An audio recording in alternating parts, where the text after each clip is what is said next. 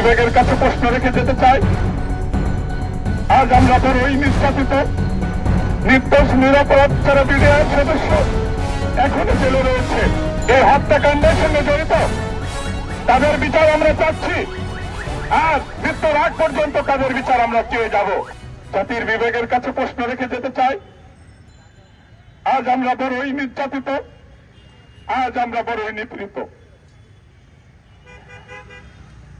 নির্দোষ নিরপরাধ যারা বিডিআর সদস্য এখনো জেলে রয়েছে।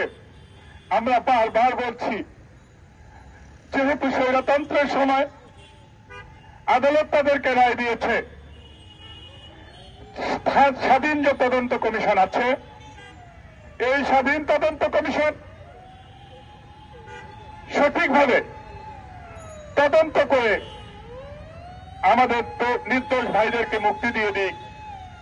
আমরা সকলে চাই আমাদের নির্দোষ ভাইদের মুক্তি।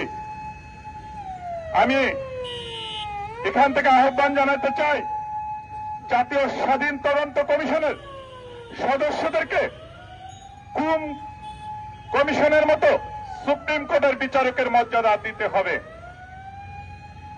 আমি আবারও ক্লিয়ার করে দিতে চাই, পুরো জাতির কাছে, পুরো জাতির বিবেকের কাছে, জাতীয় স্বাধীন তদন্ত কমিশনের সদস্যদেরকে গুম কমিশনের মতো সুপ্রিম কোর্টের বিচারকের মর্যাদা দিতে হবে।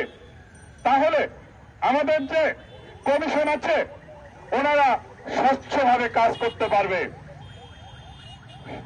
আমাদের দাবি, যারা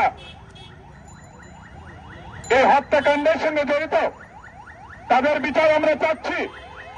আর মৃত্যুর আগ পর্যন্ত তাদের বিচার আমরা চেয়ে যাব। 57 জন সেনা অফিসারের মৃত্যু আমাদের কখনোই কাম্য নয়। তারা আমাদেরই সদস্য। আমরা অবশ্যই বলতে চাই, তাদের হত্যার সঙ্গে যারা জড়িত